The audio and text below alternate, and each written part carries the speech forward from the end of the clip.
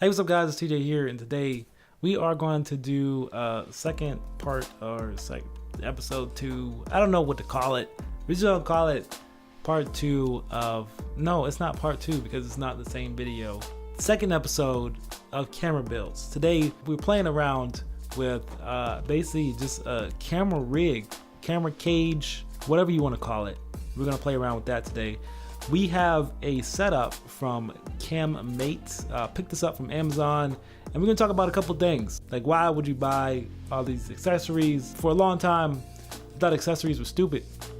Like, why would you buy all that stuff? It's just a camera. Not only does it look cool, it's fun to do, right? So we're gonna do this setup. We're gonna talk about a couple things: price. We're gonna talk about functionality, and we're gonna talk about how good it looks. Does it make it look better? So first, let's put a couple pieces together, and then we'll start talking about the first thing, which is price. All these pieces right here are included into this price of $80 to $89 on Amazon. Like I said, this is CamMate's universal cage mount for DSLRs and small DSLRs and all that stuff. So that's what we have. So let's start putting together, I guess, the base plate, and let's see where we go from here. All right. So this is the base plate, and this goes right down here. If I can find the hole. That's what he said, right? If he could only find the hole. All right, there we go. That's in there. And I have my quarter here. Tighten it up a little bit. Make sure that's relatively straight. Always gotta have a quarter with you, or you can't do anything in the camera world, right? So this came with 2 different rods here. So these rods both came with it. This is a shorter rod. This is the taller rod. And you can replace this with the shorter rod if you need to. But I am going to need the taller rod, and I'm going to tighten that down just a little bit. So got this rod in there, and you're going to tighten that down. Actually, you don't want this to come below the base plate. You want that to kind of, there we go. And then I'm gonna take this piece, put it right on top of this. What I like about this is it came with a little shoe mount here. So this slides right into the shoe and allows you to get a secure connection at the top and at the bottom, which is super dope. And we're gonna slide that on. If I can, I'm gonna use my other Allen wrench. There we go. Slide that right in there. Is that all the way in? Yeah, that's it. Tighten it up. Nice and tight. Cool. And what I liked about this for this price is it came with 2 mounts. So actually not 2 mounts, it came with 2 handles, and not a lot of rigs come with 2 handles, especially not a wooden handle. And I didn't know that like wooden handles would be so nice, but this thing fits in my hand so perfectly. Little thumb section right there. It feels so good, and I just can't complain about it at all. So these 2 handles for the price of 80 bucks is a no-brainer for me. So this handle goes right here on the side, and we're just gonna mount that in. Let's see, I think that's a good place right there. So you can see that. That just goes right in there. And I like these little thumb screws that tighten it down. Very high quality stuff here for 80 bucks, you know? Like, I just wouldn't have expected something to be this nice for 80 bucks. Then what we're going to do is we're going to loosen these up just a little bit so we can get this turned properly. It's a little off. There we go. I'm going to tighten this down. Tighten this down over here. Nice. Good. Now, just this setup right here, now let's talk about functionality. Like, having a camera body that is this small versus having a camera body that is this wide is a big plus, and for a couple of reasons. One reason is because, one, like I said, this whole rig just makes this a little bit heavier, and heavier things don't shake around as much. They don't have those little jitters. And then having a wider handle on something makes it just that much smoother to do movements. It makes it that much more stable to do pushes like this, or do whips and pans and different camera movements, and also to just shoot handheld. You'll be a lot more stable with 2 points of contact like this than you would with a smaller 2 point of contact that are this close together. When you widen that base out, I mean, it just makes it a little bit more functional to use this camera handheld.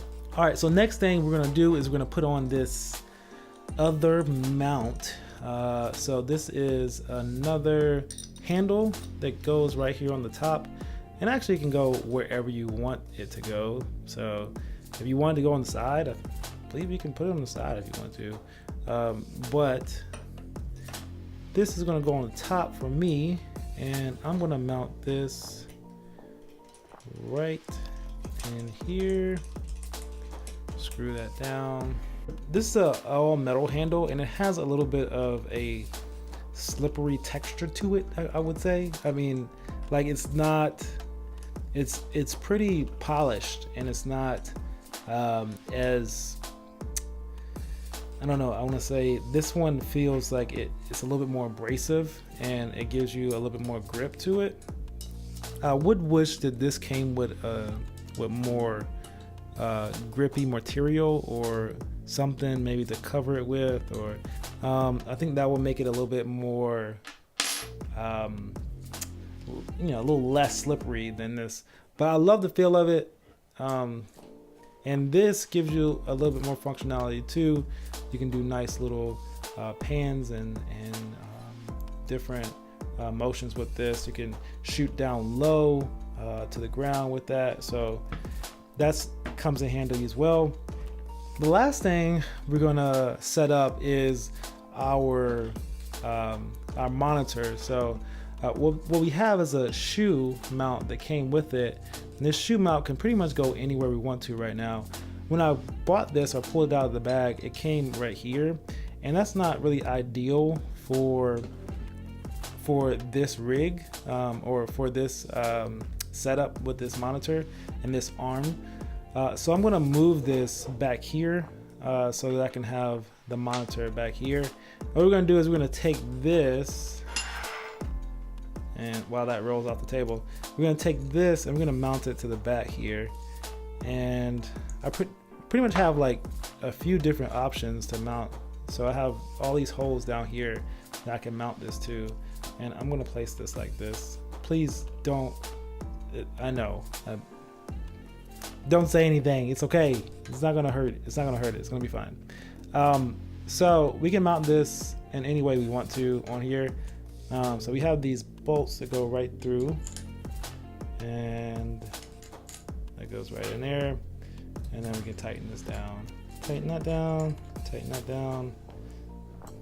Nice and tight.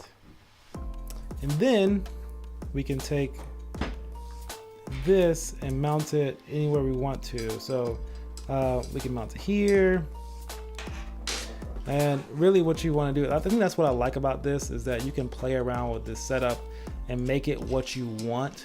I also have another like mount for this that can allow me to mount it to the side of here, or mount it to back here, or anywhere I want to. So that really comes in handy. But I think we're gonna mount it right up here, and we may need to move this up just a tad bit. Yeah, so we're gonna move this up a little bit so we can get this moved up. Now, the last thing we want to talk about is does it look good? Now, I think holding a camera that looks like this really is more of it's more of those things that camera people look for. And if you love cameras and you see a camera like this, you're like, oh yeah, that's a nice camera. Like, what kind of setup does he have? Or it's really for camera lovers. Like, I feel like clients, and they really don't care what things look like. As long as you're professional and you go in and you do the job right, like you should, most of the time they don't care what any of your equipment looks like. They don't care if you shoot on a potato. You can shoot on whatever you want to. If you shoot good footage and they like your work, like, people don't care what you're shooting on. They don't care what it looks like or like what brand it is. Is it small HD or free world monitor? Is it a Atmos Ninja? Like, they don't care about that stuff. So I feel like it looks good, and it certainly makes people who love cameras, like, their mouths drool. But if you're like a client, you may not care too much.